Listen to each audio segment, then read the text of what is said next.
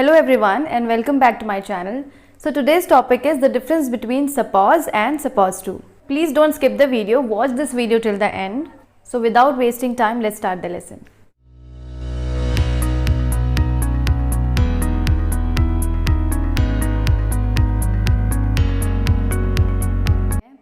तो पहला हम देखते हैं कि सपोज को आप कैसे यूज करेंगे। तो सपोज का मतलब होता है किसी चीज को मानना, किसी चीज को अज्यूम करना या इमेजिन करना।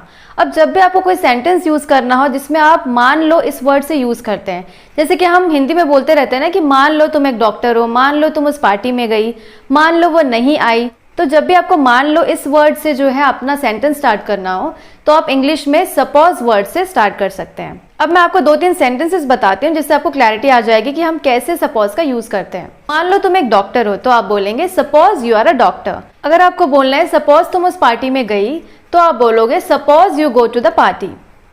और अगर आपको बोलना है कि मान लो वो नहीं आती है तो तुम क्या करोगे, तो आप बोलोगे suppose she doesn't come what will you do. तो इस तरीके से आप सपोज का यूज कर सकते हैं। तो यहाँ पे आप किसी और को बोल रहे हो इमेजिन करने के लिए या किसी और को बोल रहे हो कि आप सपोज करो या आप जो है अज्यूम करो। पर सपोज आपको अज्यूम करना है या आपको कुछ चीज लग रही है या आपको कुछ इमेजिन करना है, तब आप जो है आई सपोज का यूज करेंगे। तो अब हम 1-2 सेंटेंस लेते हैं जिससे आपको क्लैरिटी आएगी कि हम कैसे इसका यूज करते हैं। सपोज आपकी बर्थडे पार्टी है और आपकी फ्रेंड जो है बहुत देर से आई नहीं है और आपको बोलना है कि मुझे लग रहा है कि शायद वो ट्रैफिक में फंस गई होगी या शायद उसकी ट्रेन लेट हो गई होगी। तो जब भी आपको बोलना हो कि मुझे लग रहा है तब आप बोलेंगे आई सपोज। तो यहाँ पर आप हिंदी सेंटेंस को देखिए, वो अभी तक आई नहीं है, मुझे लग रहा है कि उसकी ट्रेन लेट हो गई होगी। She isn't here yet, I suppose her train got delayed, और you can say I suppose she got stuck in the traffic.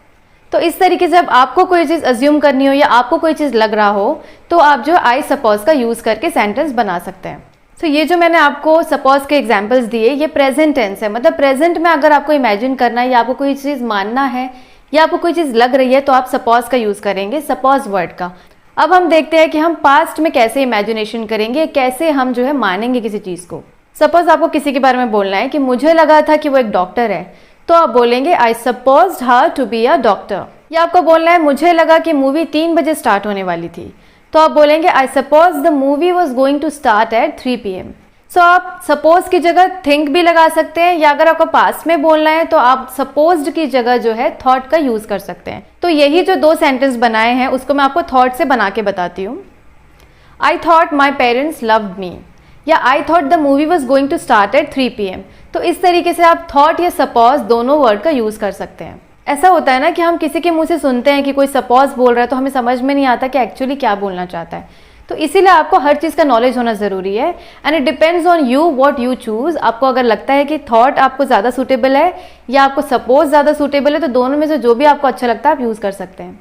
अब आपको अगर फ्यूचर में इमेजिन करना है या फ्यूचर में सपोज का यूज़ करना है तो आप सीधे विल या वुड के साथ जो है सपोज वर्ड का यूज करके सेंटेंस बना सकते हैं। अब आप इन सेंटेंस को देखिए। अगर आपको बोलना है कि मैं मान लूंगी कि मैं तुमसे कभी मिली नहीं, तो आप बोल सकते हैं आई विल सपोज, मतलब मैं मान लूंगी कि आई नेवर मेट यू, मतलब मैं तुमसे कभी नहीं मिली। अगर आपको बोलना है वो मान लेगी कि उसे जॉब मिल गई, तो आप बोलेंगे she will suppose that she got a job. So इस तरीके से आप मानने के लिए, अज्यूम करने के लिए सपोज वर्ड का यूज कर सकते हैं। तो प्रेजेंट में आप क्या बोलेंगे सपोज, पास्ट में आप बोलेंगे सपोज्ड और आप फ्यूचर में बोलेंगे विल सपोज। सो मैं सपोज कर रही हूँ, आई एम सपोजिंग दैट आपको जो है सपोज का यूज समझ में आ गया होगा। सो सपोज्ड टू का आप यूज करेंगे जब आपको बोलना हो कि कोई चीज़ ज़रूरी है या कोई चीज़ होनी चाहिए। और एक बात आप ध्यान में रखिएगा, हमेशा सपोज्ड टू होता है, मतलब सपोज के बाद ईडी लगता है। मैंने कई लोगों को देखा है वो सपोज टू यूज कर देते हैं जो कि गलत है।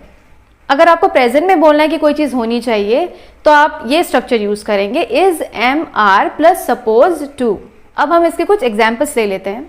बच्चों को लाइब्रेरी में शांत रहना चाहिए, children are suppose to be quiet in the library. Next example लेते हैं। अगर आपको बोलना है कि पब्लिक में स्मोक नहीं करना चाहिए तो आप बोलेंगे you are not suppose to smoke in the public.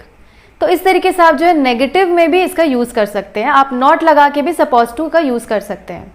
अगर आपको बोलना है कि तुम यहाँ क्या कर रहे हो, तुम्हें तो घर पे होना चाहिए था, तो आप बोलेंगे what are you doing here, you are suppose to be at home. मुझे तो अभी काम पे होना चाहिए था पर मैं घर पे हूँ क्योंकि मुझे हेडेक है। तो आप बोल सकते हैं I am suppose to be at work today but I stayed at home because of headache. अब मैं आपको बताती हूँ कि सपोज टू का हम पास्ट में कैसे यूज करेंगे। तो हम इस तरीके के सेंटेंस बोलते ही रहते हैं कि मुझे वहां 9 बजे पहुंचना था पर मैं लेट हो गई, या मुझे तुम्हें 9 बजे कॉल करना था पर मैं तुम्हें नहीं कर पाई।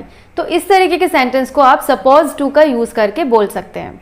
अगर आपको बोलना है कि वो 9 बजे पहुंचने वाले थे पर उनकी ट्रेन लेट हो गई, तो आप बोलेंगे they were suppose to reach at 9 PM but the train got delayed. मुझे तुम्हें कल कॉल करना चाहिए था पर मेरे दिमाग से ही निकल गया, तो आप बोलेंगे I was suppose to call you yesterday but it slipped my mind. अब अगर आपको बोलना है कि आज तो पानी गिरने वाला था या पानी गिरने के आसार थे या पानी गिर सकता था पर पानी नहीं गिरा, तो आप बोलेंगे it was suppose to rain today but it didn't. अब आप इस हिंदी सेंटेंस को देखिए। अगर आपको बोलना है कि मैं आज कपड़े वॉश करने वाली हूँ, मुझे कल करना चाहिए था पर मेरा मन नहीं कर रहा था। I was suppose to wash the clothes yesterday but I didn't feel like doing it. So I am hoping कि ये सपोज और सपोज टू के बीच का डिफरेंस आपको समझ में आ गया होगा। तो जितने भी यूजेस होते हैं मैंने आपको सारा बता दिया। आपको थोड़ा सा भी डाउट होता है तो मुझे आप कमेंट सेक्शन में बता सकते हैं। एंड अगर आपको ये वीडियो पसंद आता है then please do hit the like button and please share the video to as many people as possible and please subscribe to my channel and don't forget to press the bell icon because आगे आपको बहुत अच्छे information और बहुत अच्छे videos मिलने वाले हैं। And if you are on Instagram then please follow me at my page letterbetter01। उसमें भी मैं इंग्लिश लर्निंग से रिलेटेड बहुत सारे अच्छे जो है कॉन्टेंट डालते रहती हूँ जो आपको यूजफुल हो सकते हैं। So stay safe, stay healthy, stay happy till we meet next time with a new and interesting lesson. Thank you for listening to me. Happy learning.